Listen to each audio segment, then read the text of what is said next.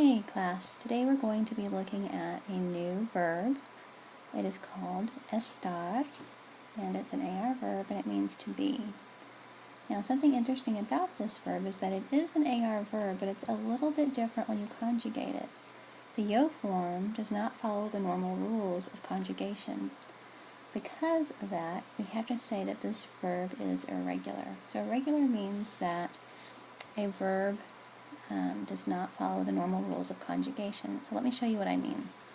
So the yo form, instead of being esto, it's actually estoy. Okay, so see, here is where it's different. So instead of saying yo esto, I can't even say it like that. It's yo estoy. That's how you say I am. That's the yo form. It's not just an O ending, it's an OY ending. Okay, now after that, the AR ending should be the same. The only difference would be there are actually accent marks on the to and the LA usted form and the AOS AS usted forms. So I'll show you those in a minute. So let's look at these together. It's going to be yo estoy, tu estás, like here's an accent mark on that part. LA usted está, okay, accent mark there also. Nosotros is going to be estamos. Okay, that means we are. Now there's no accent mark on that one.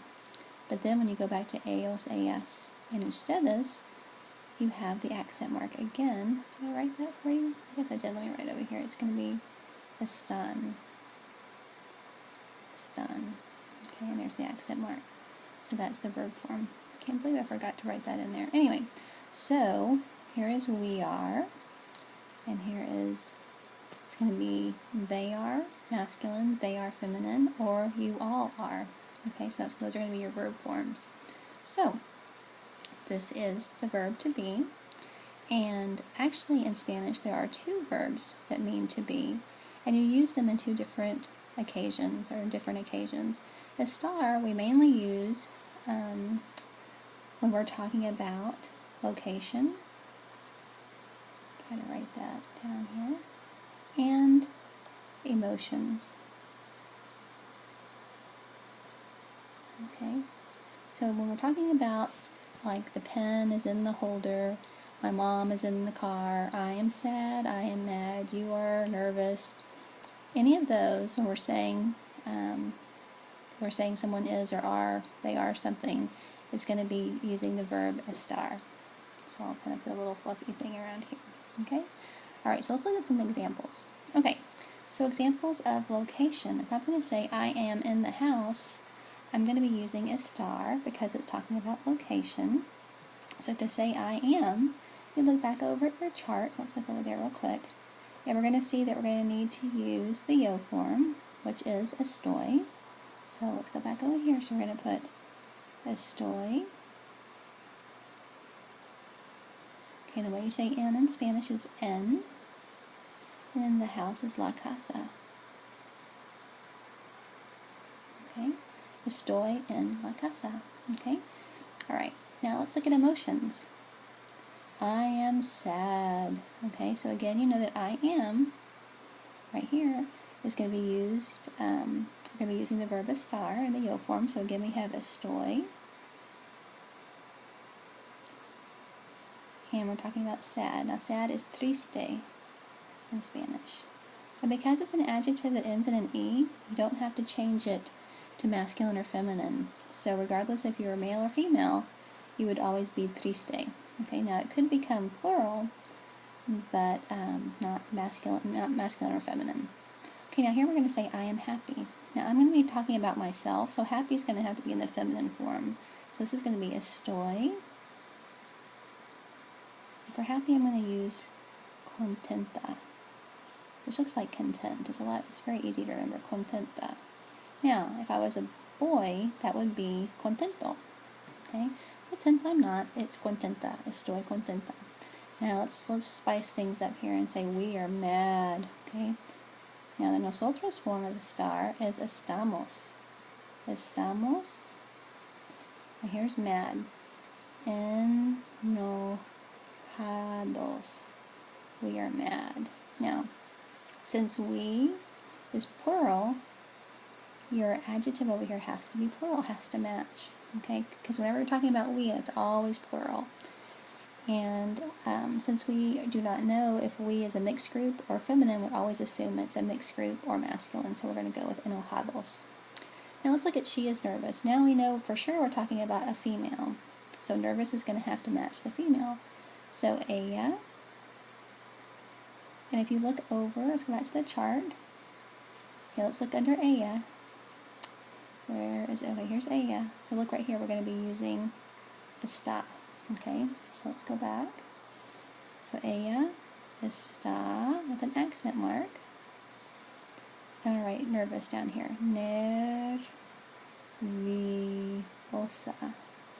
Okay, now if it said he is nervous, it would be nervioso. Okay, but it's a she, so it's nerviosa. Okay, that's all there is to it. That's easy peasy. Okay, the next thing we're going to look at, this is actually a review. I know we went over this about, probably a month ago when we were talking about making nouns plural and articles plural. So first, let's remember that how easy it is to make our definite articles plural. Now, definite articles, remember all the ways we use to say the. Remember, up to this point, the singular way to say the is el and la. El is for masculine singular, and la was for feminine singular nouns. Okay? Now, if I wanted to use the plural form of el, it would be los. Okay? And remember, the plural form of la is las. Okay? And these still both mean the. So it would go from being the car, el coche, to los coches, the cars. Okay? And if we have one for la, it could be like, let's see, la silla, the chair, to las sillas, the chairs. I know this is a review for you guys because we've already gone over this. Okay, now let's look at indefinite articles. These are the ways we say a or an, and that's the singular. Now for plural definitions, it would be some or a few is how you would translate them in the plural form. I'll put P there for plural. Okay, so un would change to unos, and una would change to unas. So this would take things from, let's say, a table would be una mesa. If I want to make this plural and say some tables, it would be unas mesas. Now you could translate that either some tables or a few tables, either way. Let's do one more. I wanted to say, how about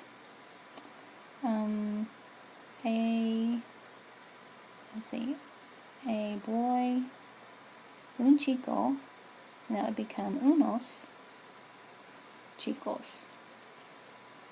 So a boy to some boys or a few boys. Okay, let's look at the next page. Now, remember when we're making our nouns plural, remember nouns are just people, places, or things, mainly things. Right now, remember when they end in a vowel, all you have to do is add an S to make it plural. Okay, so let's say that you had the word book, libro, and you wanted to make it plural. It would just be libros. Since it ends in a vowel, see, all you have to do is add an S to make it plural, libros.